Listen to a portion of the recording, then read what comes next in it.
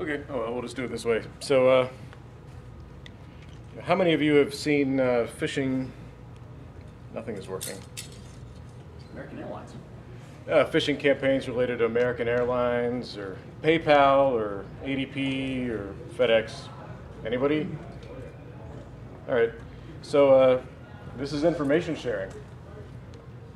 So it may not be a very grand example of it, but it just shows the mechanics where somebody's asking a question and we're getting feedback on it. And the information may not be useful to you, but it could be information that's useful to the person asking. It's a little bit about me. I'll get back to this in a second. So I work for a financial services company in Tampa, Florida. We're based in New York City. I do information privacy. Just started that last week. Ran the incident response team before that. Did a couple of years in the Navy, worked for their Cyber Defense Command doing computer forensics, incident response. I also co-host the SecureBit podcast, so check us out, securebit.com, subscribe to that, listen to us, give us good feedback. But back to that example. So if you did look around the room, you'll notice that not everybody raised their hands, and the negative feedback is also very useful. It's very good to know if somebody didn't see something you're seeing, because it kind of helps show whether you're being targeted or not. So why do we do anything like this? So a lot of the times we have questions that we're trying to answer, and we don't know the answer immediately offhand, but chances are somebody else has already seen it. Similar to the way that you'll Google something for a problem you're trying to solve, somebody else has already found it, you type in your answer, and even before you finish typing the question, you already found out the answer. So why don't we do this? Well, a lot of times companies value secrecy over sharing. But what I try to convey is that security, maybe unless you're a company that sells security, really shouldn't be a competitive advantage. So one of the things that I think everybody here should do is try to encourage your companies at home to promote information sharing within your groups. As the saying goes, a rising tide lifts all the ships. And so as an entire security community and in each of our individual sectors, as we can help each other be more secure, we become more secure as a group. So my perspective from this is financial services. Like I said, I work for a financial services company. We do clearing and settling. So when I do information sharing, I share with banks and stock exchanges and clearinghouses and card processors. So that's where the basis of my talk is coming from, my experiences there. But so a lot of the things we share, really easy things to share, is indicators. So what have we seen on our network? Did we see an IP address, an email address? Is there a certain subject of an email that's come in?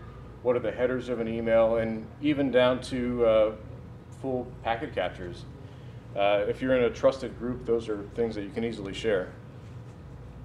So any events we share as well. If we're being targeted by a DDoS, or if there are certain scans that come in, phishing campaigns, anything else, we try to let all of our peers know what's going on, because if it's coming at us, chances are it's coming at them, and it gives them a chance to better defend themselves.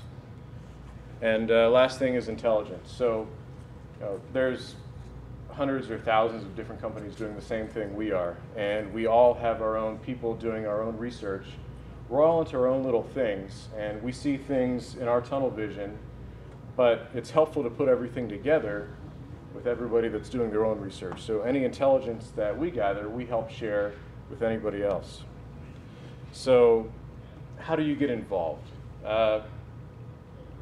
There's a lot of different verticals, different sectors, and one of the things that has come along is information sharing and analysis centers. So in my particular case, in financial services, we have the FSI-SAC. And that's a group of anybody that does financial services can join, but there's many others that are out there for different services. So one of the things the ISAC is trusted. So there's sharing agreements between the ISAC and every member firm. So whenever we share something with the ISAC and with the other member firms, we have a sense of assuredness that the information is not going to get out. We can trust the people that we're sharing with. And analytics. So the ISAC itself provides analytical services through their SOC, and information that we share to other firms their analysts will contribute it back and give us their take on it. Sharing, which is what this whole talk is about, is how do you combine and fuse all these things together. So an ISAC will take all the inputs from everybody and come up with research papers and things that can be shared with a broader audience. And so for sharing, we share within the ISAC. So firm to firm, we can share. And then the ISAC itself will take what we have and we can share it outside to different ISACs or even to the general public. And the third way we share is going to the government. So we can get lots of help from them with regard to intelligence and things that they've seen. And really, the way it's been recently is we give them everything we have and maybe we'll hear something back. But it's getting better. We're working on that. So the ISAC services that they provide is risk mitigation.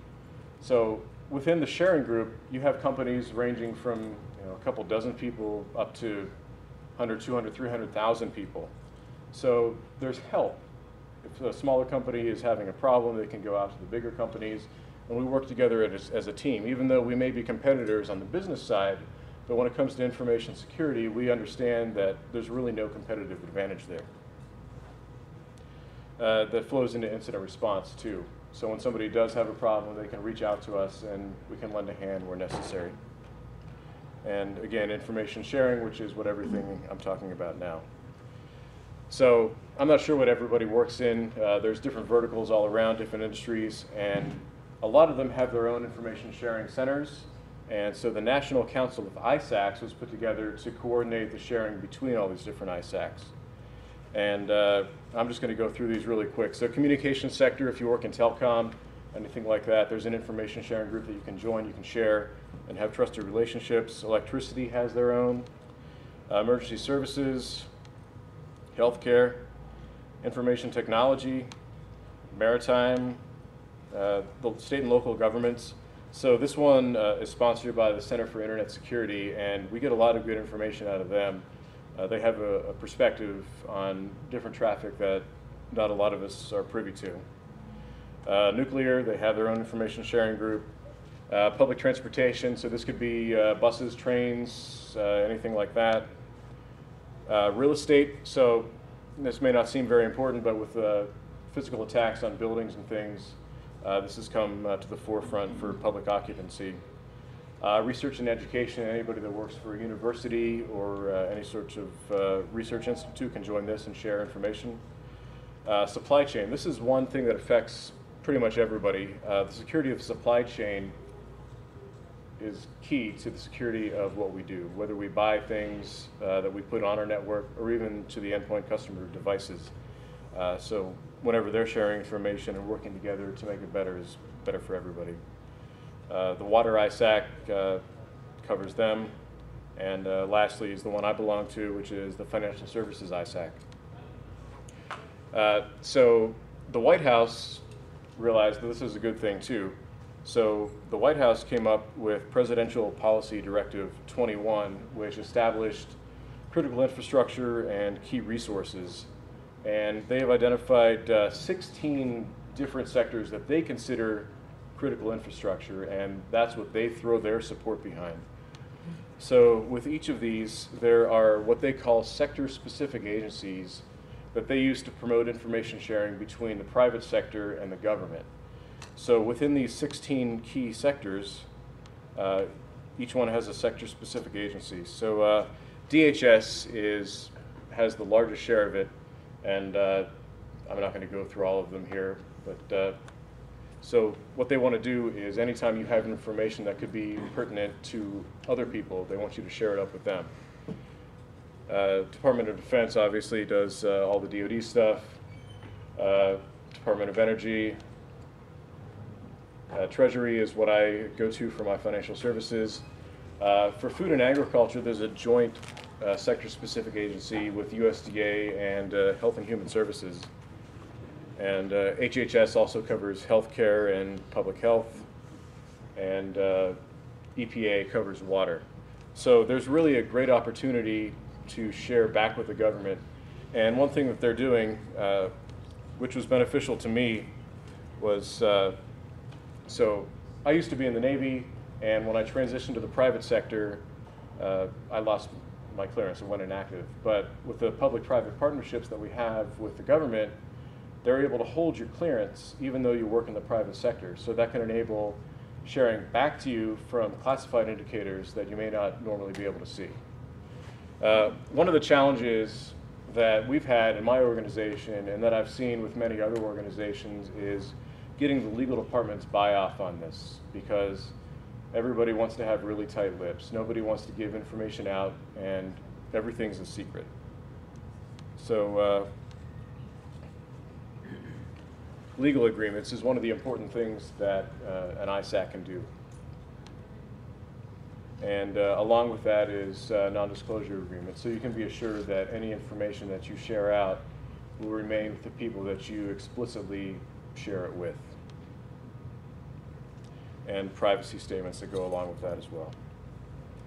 So whenever we share information, if I want to talk to somebody and I want to give them an information, I need to have an agreement between me and that person. And that's pretty easy when you want to share with one person. But when you bring another person into the mix, that complicates it. So now A already has an agreement with B, but now C wants to come in and share. So now C has to work out some deal with A, and then C has to work out with some deal with B. And each of those is time and money. It's a separate agreement that your legal department has to review, approve it, and it has to go all the way up. And it could take weeks or months and probably cost several thousands of dollars. And so we have A, B, C, D, E, and so they're all information sharing, but each one of them has to have an individual agreement with each other entity that they want to share with. And that's very complex, very expensive, and very time consuming, and really doesn't encourage the information sharing. It probably won't even happen at all. So when F decides they want to come in, F has to go to A, and then to B, to C, and then to D, and then to E.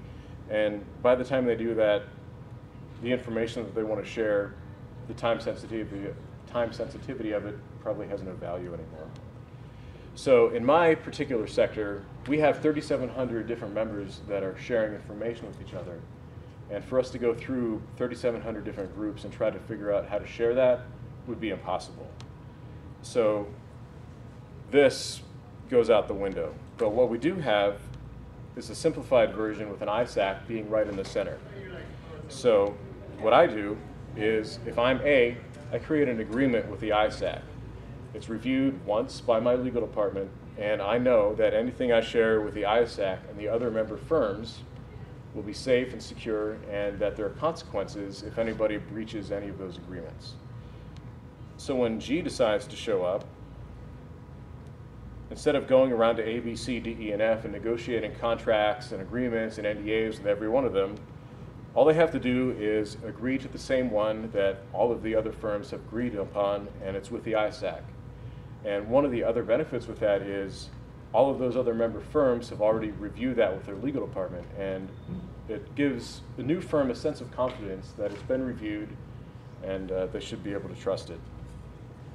But in addition to ISACs, we kind of get constrained within our vertical, we get complacent, and we don't really get the big picture of what's happening. So beyond ISACs, it's good to get perspectives from different industries. And to facilitate that, we have private information sharing groups. So what that does, it combines the sectors into one group that you can share across. So in financial services, I can talk to somebody who's over in telecommunications, talk to people that work at Cisco and all different kinds of companies, oil and gas, and they see things, a lot of things are similar to me, but they may see them ahead of time, and that gives me advanced warning so I can protect my network. And with the private information sharing group, there is no sector-specific agency, so you do have the option to keep the government completely out of it. And depending on the information you're trying to share, that may be a good thing for you. And it really gives you great access to talent. So in my particular vertical, we're financial services. We're not really key on all of the advanced research and development that a technology company may have or that a research company may have. So we can tap into those analysts and get the information back that can help us in our jobs. And the legal and sharing agreements with the private information sharing groups are pretty similar to what we have with an ISAC. The particular one that I participate in is Red Sky Alliance. They started up a couple of years ago, really to deal with APT and other persistent threats. And just check them out. So the way to encourage sharing is through automation. So automated sharing is fast. So in the financial services company, in our industry, we have a security automation working group. And that's a partnership between us and financial services and with the government and with MITRE. So they're coming up with some protocols called STIX and TAXII. So STIX is the Structured Threat Information Sharing Expression. And so what that is the language of how to share stuff. And TAXII is the method of getting it from point A to point B. And the more people that we get on board with this and that can put their information into this format, we can rapidly get the information from us to other people and get it to our analysts where it makes a lot of difference. Have you looked at CRIT? There's a tool called CRIT. CRITs, yes. What do you think of that one? I haven't personally touched it, but other people on my team have, and they're really running with it.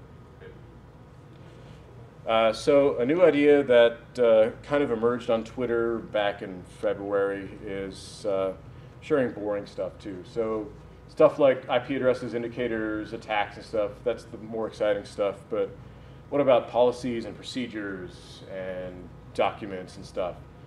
Whenever you write stuff in your own company, you're writing policies that are probably pretty similar to what everybody else in their company is writing.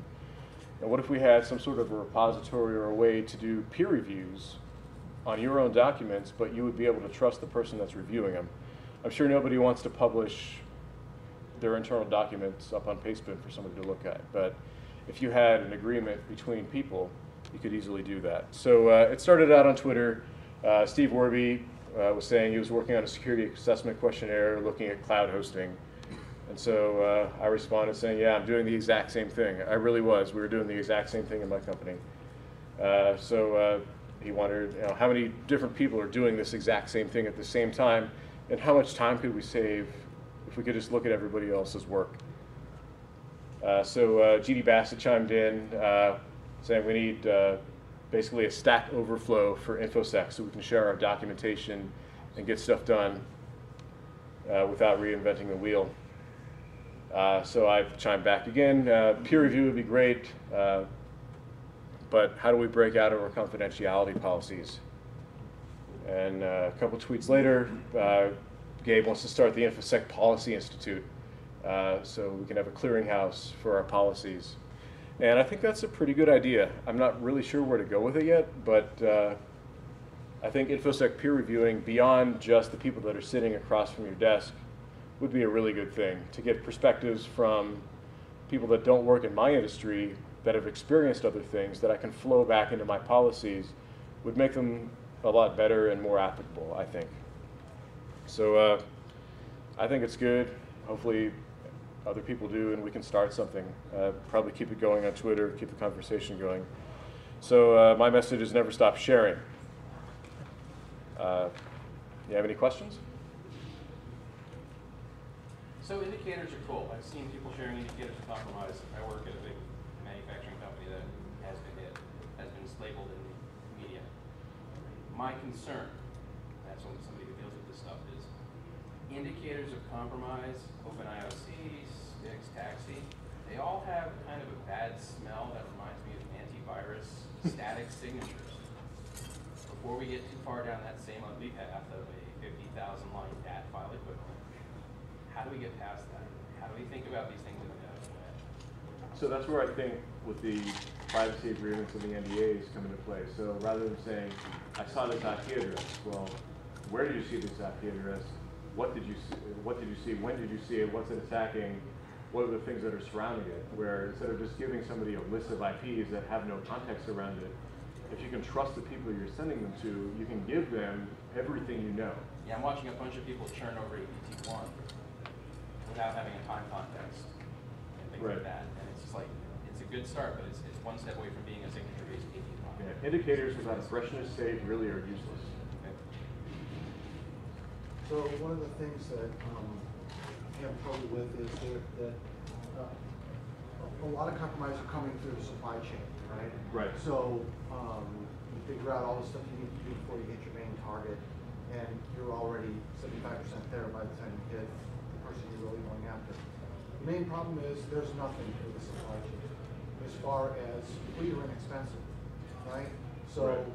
small companies that provide the supply chain, where do they go to get open source or freely available indicators that can bring them into the same type of detection that the big guys?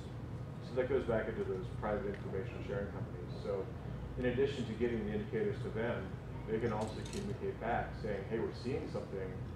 They may be an electronic supplier that you use in a widget down the line. But if you know that they saw something 2 months ago that you're going to be receiving parts from them, that's good information. Take a look at SIP. SIP's another good tool for that, open source. Still not what I'm looking for. What are you looking for? Looking for a way that companies can automatically share information that doesn't cost them money, and that their whole legal department doesn't have to get involved in. Because a lot of the stuff really is anonymous. Like if you see an attack and you pull a signature out of it and say, you should look for this, that doesn't tell anybody, there's no legal reason to not share that. But yet we still have this legal framework that says, no, you better not share that. But that's what I'm trying to get away from. If you just say, go look for this, that doesn't mean anything for me. I want you to say, go look for this, and this is why you should go look for this. This is what we saw, this is when we saw it, and this is why it should mean something to you. And I'm saying that's not available to me. It's not, but it is available through the information sharing agreements, the both public and private and sector-specific frameworks. And a pointer to someplace where you can